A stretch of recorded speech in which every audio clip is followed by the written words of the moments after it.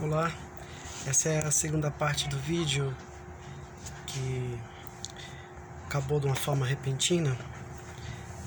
Ebenezer, pedra de auxílio. Eu vou tentar meio que concluir fazendo a segunda parte desse vídeo. Eu não vou falar muito do outro vídeo, né? De repente, se você assistir o outro, você vai entender um pouco do que eu estou falando aqui. Mas aqui eu vou usar o texto base como 1 Samuel 4:1,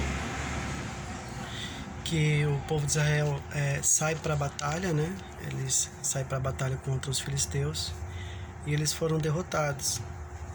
E eles perderam ali 4.000, né? 4.000 foram mortos. E aí os líderes de Israel, eles questionam a Deus, eles praticamente jogam a culpa em Deus, né? Eles perguntam, mas como Deus permitiu que fôssemos derrotados? E eles, não aceitando essa derrota, eles vão para uma segunda batalha. Aí vão já na sua própria força, eles pegam uma arca, né? A arca da aliança, colocam à frente do povo e vão para a batalha. Como eu disse, eles usam aqui a arca da aliança como um simples amuleto, como algo que daria sorte para eles, para que eles vencessem a batalha. E foi uma das piores batalhas, uma das piores derrotas, porque chega lá, eles são derrotados, né? Eles perdem ali 30.000 homens de infantaria. E no verso 5, 1 Samuel 4:5, diz que quando Israel estava chegando para essa batalha, Israel gritava tão alto que o chão estremeceu. E aí causou tão certo medo nos filisteus. Mas por fim a gente sabe que os filisteus, eles retomam o fôlego e acaba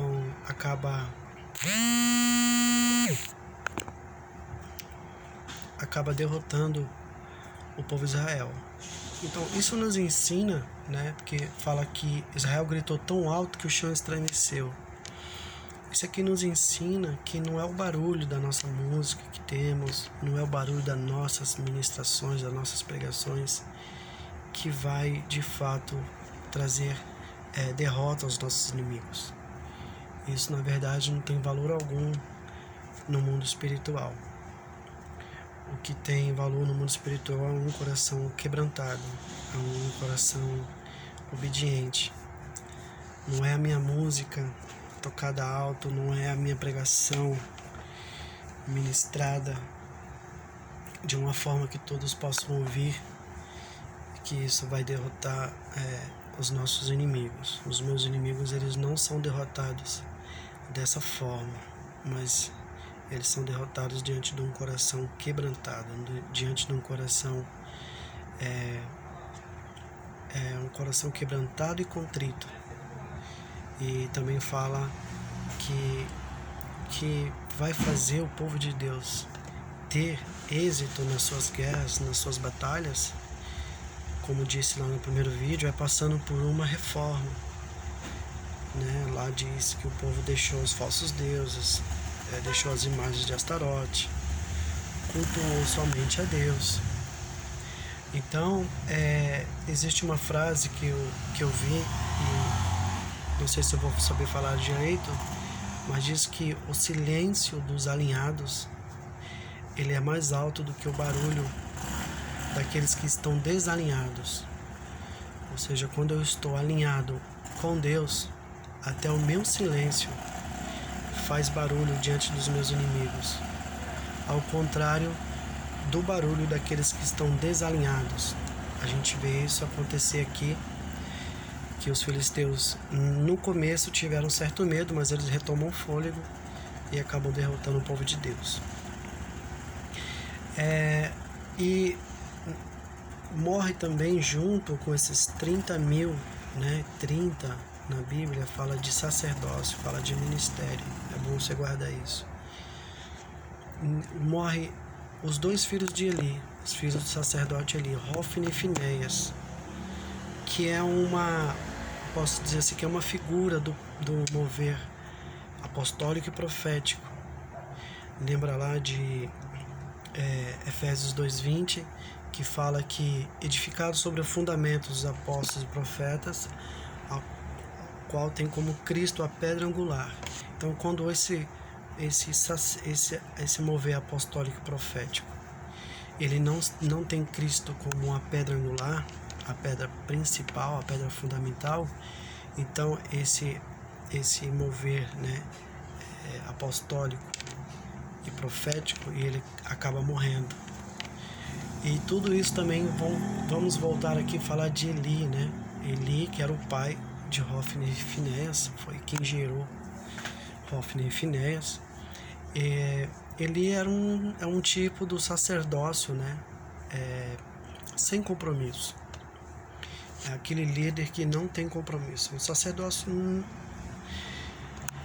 diferente de Samuel, que Samuel ele intercedia pelo povo. Samuel ele trouxe uma reforma no meio do povo. Samuel ele instigava o povo, não sei se a palavra é essa, mas ele conduzia o povo a um arrependimento.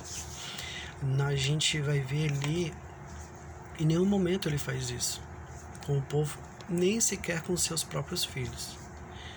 Então, o Eli é uma referência de um sacerdócio sem compromisso. É um sacerdócio envelhecido, porque ele tinha 98 anos. Ou seja, é um sacerdócio que não se renova em Deus. Ele tinha os olhos já impedidos, né? Ele tinha olhos imóveis, fala que ele não enxergava mais. Ele não tinha mais olhos para ver o mundo espiritual. Ele estava sentado numa cadeira, né? Fala de um ministério sem compromissos. Já estava conformado com tudo que estava acontecendo.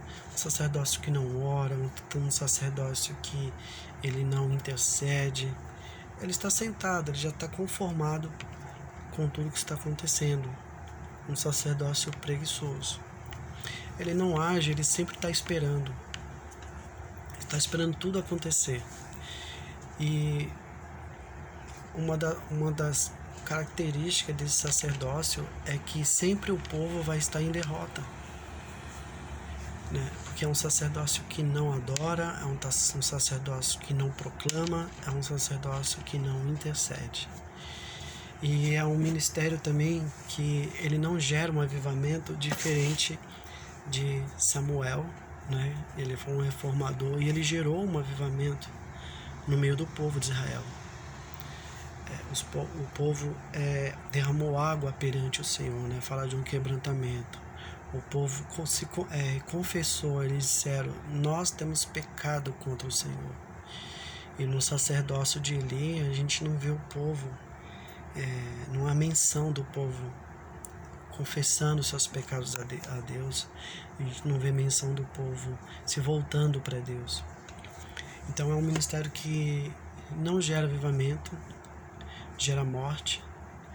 É um avivamento que é um sacerdócio que ele estava sentado na cadeira e quando ele cai, ele quebra o pescoço, né? O pescoço é o que une o corpo à cabeça, né? Ou seja, ele não traz essa junção do corpo com cabeça que é Cristo.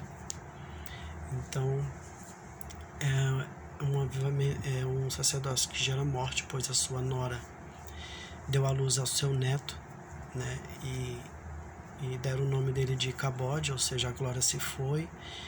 É um sacerdócio que não gera avivamento, não gera a glória de Deus. Então, porque filho fala de avivamento. Então, nós temos aqui, eu vou ler para vocês em Isaías 26, o versículo 16, diz assim: Senhor, no meio da aflição te buscaram. Quando disciplinaste, sussurraram uma oração. Como a mulher grávida, prestes a dar à luz, se contorce e grita de dor. Assim estamos nós na tua presença. Ó Senhor, nós engravidamos. Nos contorcemos de dor, mas demos à luz vento.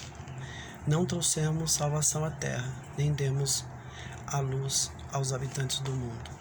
Então fala de um sacerdócio que somente engravidou e deu luz, vento, né?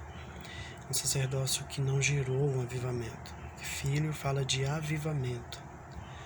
Então, a gente vê os filhos de Eli, Hofni e Finés, que eles foram mortos. Então, a conclusão desse vídeo é que para que nós cheguemos a esse nível, né? Para que cheguemos a ter um avivamento no meio do povo de Deus, tudo isso começa com um sacerdócio que está sempre disposto, um sacerdócio real, né? Um sacerdócio que intercede, que ora, um sacerdócio que adora, um sacerdócio que chama o povo ao arrependimento, um sacerdócio como o exemplo de Samuel, né?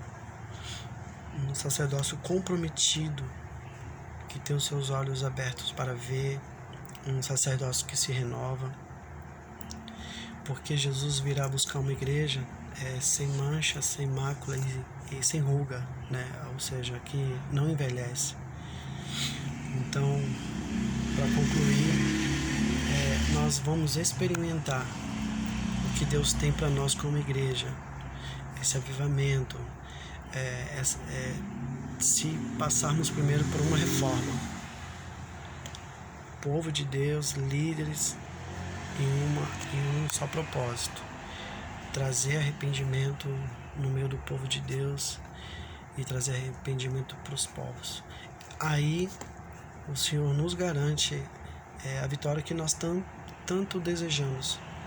Muitas vezes fazemos que nem um sacerdócio de Eli, vamos na nossa própria força, usamos amuletos para que isso venha garantir a nossa vitória, e no final das contas nós engravidamos e demos à luz vento. Então, para concluir, é essa pedra de esquina, Jesus. É Ele que vai nos levar a essa reforma, a esse avivamento que estamos esperando e o mundo espera. Tá bom?